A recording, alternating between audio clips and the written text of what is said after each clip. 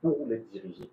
Il convient de préciser, M. Konamara, et c'est important, que le PPACI, le parti dirigé par le président Laurent Gbagbo, pour l'heure, n'est pas encore membre de l'État, c'est-à-dire susceptible d'avoir d'autres membres qui viendront. Monsieur le président Mandakani, que peuvent espérer les populations ivoiriennes de cette nouvelle plateforme politique? Elles, qui dans leur chair ont vécu la douloureuse expérience des crises post-électorales récurrentes, M. le président Mandakani. Les populations ivoiriennes n'ont rien à espérer qu'il soit autre chose que le remplacement d'un Ouattara par un autre Ouattara. Vous avez dit, Monsieur le Président? Les populations ivoiriennes n'ont rien à espérer qu'il soit autre chose qu'un remplacement de M. Ouattara par Ouattara bis. Ouattara 2. Ouattara 2. Donc je ne commencerai pas m'étonner. C'est-à-dire que ce serait plus grave. Hein, parce que tout à l'heure, j'ai entendu, Mme Soumam Gbagbo précise bien que c'est un mouvement non idéologique. Oui. Très bien. C'est-à-dire que, donc, pour elle, la question électorale n'est pas une question idéologique. Si j'ai bien compris. La question électorale n'est pas une question idéologique. Si j'ai bien compris. Je vais la citer, M. le président Mandakani, pour que nous comprenions très bien ce qu'elle a dit. Elle dit: Cap Côte d'Ivoire va être un cadre permanent, non idéologique. Je vous ai bien compris. Non? Concertation et d'échange des partis politiques dans l'opposition. Continue. En vue de déterminer et de mettre en œuvre des actions unitaires pour obtenir la réforme du système électoral ivoirien. C'est à ce prix que la paix régnera dans notre nation. Très bien. Je cite Mme Simone Gbagbo, porte-parole du Cap Côte d'Ivoire. On ne peut pas être plus clair que Mme Simone Gbagbo. Et porte-parole. C'est ce que je dis donc. On ne peut pas être plus clair qu'elle. C'est tellement clair. Donc, c'est un cadre non idéologique. Avec pour objectif d'obtenir la transparence électorale, qui est donc son cohérent, qui n'est pas une question idéologique. Oui, clair. Donc, pour Mme Gbagbo et leur groupe, la question électorale n'est pas une question idéologique. C'est le problème que nous avons avec justement ce type d'approche. Ce n'est pas aujourd'hui que ça commence cette affaire. La volonté de dire que le problème de la Côte d'Ivoire, c'est un code électoral transparent. Or, le concept même de code électoral transparent, c'est une idéologie. C'est une idéologie qui a seulement honte de s'assumer comme telle. C'est une idéologie. Parce que le consensus que les soi-disant politiciens porteurs du changement et d'alternance qu'ils font avec la communauté internationale sur la question de la transparence électorale, mais est un consensus très suspect et dangereux pour nos pays. Extrêmement dangereux. Cette convergence entre les soi-disant oppositions porteurs de changement et d'alternance avec la communauté internationale est la chose qui m'inquiète le plus quand j'écoute les acteurs de cette plateforme. Surtout une dame comme Simone Gbagbo. Le président Gbagbo, quand le FPI était au pouvoir, mais ils sont arrivés au pouvoir par les armes. Non. Mais pas l'élection. Pas une élection. Ça a empêché à la France de faire ce qu'elle a fait en Côte d'Ivoire. Ça a empêché la communauté internationale de faire ce qu'elle veut faire. Pas du tout, président. Mais alors, si vous dites que le problème, c'est la transparence électorale, cette transparence électorale-là, l'idée qu'il y a derrière, c'est quoi? Les mécanismes techniques de cette transparence électorale, qui les valident. Ce que vous voulez faire croire qu'ils sont aujourd'hui en capacité de faire valider, d'abord, l'idée qu'il y a derrière la transparence électorale, ces mécanismes techniques, ils veulent nous faire croire qu'ils sont en mesure de l'imposer sans l'accord de la communauté internationale qui assure la tutelle en Côte d'Ivoire. Je pose la question. Il faut prendre les gens pour des idiots. Mais respecter Mme Simone Gbagbo ne veut pas dire qu'on va accepter n'importe quoi qui vient de sa part. On a beaucoup de respect pour son parcours, le combat qu'elle a mené, c'est notre maman. Mais ce n'est pas une raison pour le signer un chèque en blanc quand elle dit des choses qui ne tiennent pas. Ça ne tient pas la route. Je la cite elle parce que c'est elle que nous respectons dans cette plateforme. Le reste là, ça ne nous intéresse même pas. Elle est la figure au moins qu'on peut respecter là-dedans. Mais quand on entend valider de tels propos, ça pose problème. C'est-à-dire que, prenons ça, ok, d'accord. Le problème de la Côte d'Ivoire, c'est la transparence électorale. Cette transparence a pour fonction et pour le petit quoi, faire accéder au pouvoir quelqu'un qui serait légitime. reconnu par le peuple ivoirien. C'est ça la démarche, je suppose ça. Bon, ok, je dis donc, ok. Cette transparence peut-elle mettre en péril les intérêts des impérialistes en Côte d'Ivoire et les faire? Par le passé, ils ont prouvé que non. Mais attendez, je pose la question. Donc, non. C'est la transparence électorale, comme ça a été le cas avec le président Gbagbo, est en contradiction dans la pratique politique et la mise en œuvre du programme de celui qui a été élu. Si ça rentre en conflit avec les intérêts de la communauté internationale en Côte d'Ivoire, est-ce qu'ils vont l'accepter? Est-ce qu'actuellement, cette plateforme est en mesure d'imposer à la communauté internationale une transparence électorale qui ne garantirait pas leurs intérêts en Côte d'Ivoire? Non. On a fait quoi? Peut-être qu'elle veut imposer un rapport de force politique qui est... Non, ils ont bien dit, réfléchir le président Ouattara. Ils ont bien dévoilé leur plan. Leur objectif, c'est l'alternance. Oui, c'est la coalition pour l'alternance pacifique. Les Ivoiriens peuvent se payer pour l'alternance. Qu'est-ce que l'alternance dans les conditions ivoiriennes aujourd'hui? C'est simplement mettre à la tête du pays un dirigeant qui ne va pas énerver la communauté internationale. C'est ça l'alternance.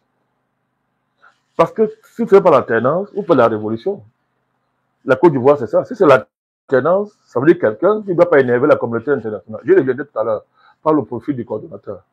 Je vais revenir. Et la gravité de son choix, et la gravité qui signifie son choix, la gravité du choix de cet individu. Donc vous voyez très bien que le débat, l'enjeu dont est clair. Non, on veut seulement, il faut placer quelqu'un, il faut remplacer Ouattara, sans toucher les intérêts de la communauté internationale. Moi, qu'on me demande en quoi, comment ça peut être compatible avec les intérêts de la population ivoirienne et de la Côte d'Ivoire. Est-ce qu'on peut faire mieux en la matière que Ouattara? Est-ce qu'on peut faire mieux en la matière que Ouattara? On s'assimile dans une situation, ils vont même faire pire que Ouattara. Parce qu'en la matière, on ne peut pas faire mieux que Ouattara. En termes de civilité, en termes de satisfaction de la communauté internationale, on ne peut pas faire mieux que Ouattara. Donc la tendance, alors là, vous faites quoi? Moins que lui? C'est vous qui dites, M. Président. Non, je démontre. Et oui, vous le démontrer. Quand vous dites que ce discours, on l'entend depuis que la perspective de la sortie de la CPI s'est prononcée, on a entendu ce discours. J'avais à dénoncer, à attirer l'attention des gens là-dessus. Que le problème de la Côte d'Ivoire, c'est la transparence électorale. Ok, d'accord.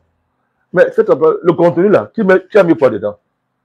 C'est pas cette plateforme qui a mis quoi dedans. Justement, elle a choisi cette stratégie pour faire front commun, pour faire consensus avec la communauté internationale. Voilà ce que veut la communauté internationale.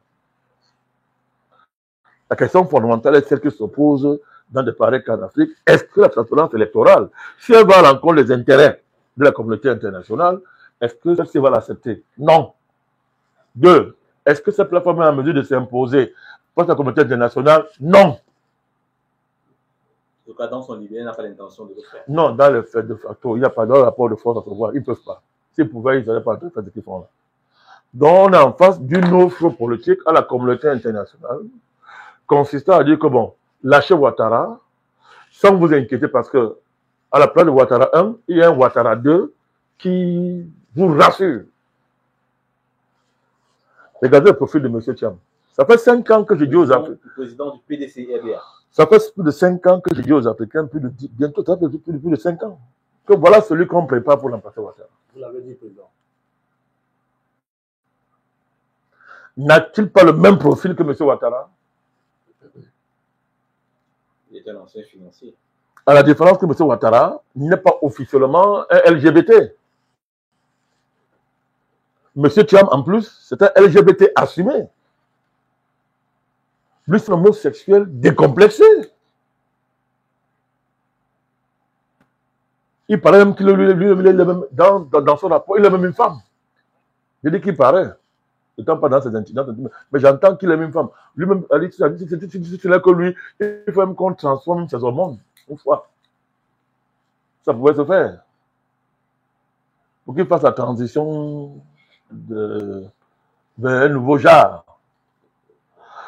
Alors, moi, je me pose des questions. Ce n'est pas un jeu. Est-ce que si on est sérieux aujourd'hui, là, en termes de valeur, la Côte d'Ivoire est en train de devenir une nation arc-en-ciel. Récemment, la Côte d'Ivoire avait protesté contre le phénomène de Woubi qui prenait l'emploi en Côte d'Ivoire. Ben, on est un Woubi.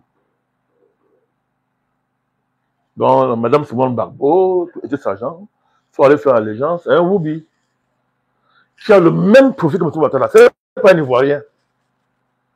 Monsieur Thiam l'a dit, je le dis, ce n'est pas un Ivoirien. C'est comme me demande le contraire. Mais pourquoi il faut à tout prix que le remplaçant de Ouattara supposé ait le même profil que Ouattara? Et que des patriotes ivoiriens aujourd'hui fassent allégeance à M. Thiam.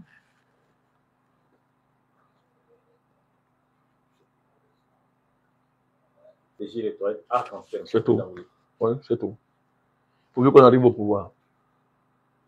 Et moi, ça me fait beaucoup réfléchir. Ça me fait beaucoup réfléchir. Bon, heureusement, nous qui suivons de très près la situation, voilà, nous savons que ce n'est pas par cette voie que viendra le changement en Côte d'Ivoire. Nous le savons. Donc, nous sommes très sereins face à tout ça. Moi, j'appelle ça agitation. C'est quand même extraordinaire. Comment des Africains peuvent continuer à considérer qu'un monsieur comme Thiam peut être une référence en Afrique? Au point d'incarner la tenance dans un pays comme la Côte d'Ivoire. Thiam, c'est une référence. Un homme qui refuse d'être un homme de manière financière, c'est-à-dire un banquier international, un financier. Mais Ouattara, on nous a vendu Ouattara comme étant le plus grand économiste de l'Afrique. Avec pour ça de référence, j'étais directeur adjoint au FMI. Mais on le voit à la pratique. On voit à quoi sert son économie. On voit l'idée que Ouattara fait de l'économie. Les mêmes raisons nous sortent un type qui n'est ni homme ni femme, on ne sait même pas d'où il sort. Mais sous le prétexte que non, il va rassurer certains milieux internationaux, eh bien, on fait de lui le coordonnateur de la plateforme au point pour lui donner une certaine responsabilité, etc., etc. Ça, aucune sagesse politique, aucun génie stratégique ne peut justifier de telles démarches. Il n'y a là aucune sagesse. Il n'y a pas là de génie stratégique là qui sont à l'œuvre là. Je vous dis, je n'ai pas voulu le dire plus par respect pour Mme Simone Gbagbo. J'aurais été quand même plus sévère si elle n'avait pas le respect pour son parcours. Là-dedans, il n'y a pas de sagesse, il n'y a pas de stratégie, il n'y a rien là-dedans. Monsieur le Président, je pense que vous avez dit votre désapprobation de cette approche-là. Et vous n'en espérez pas grand-chose. Oui, il n'y a rien à espérer là-dedans. Nous allons avancer, M. le Président, dans notre émission. Et nous allons vous arrêter cette fois-ci. Oui, Monsieur le Président.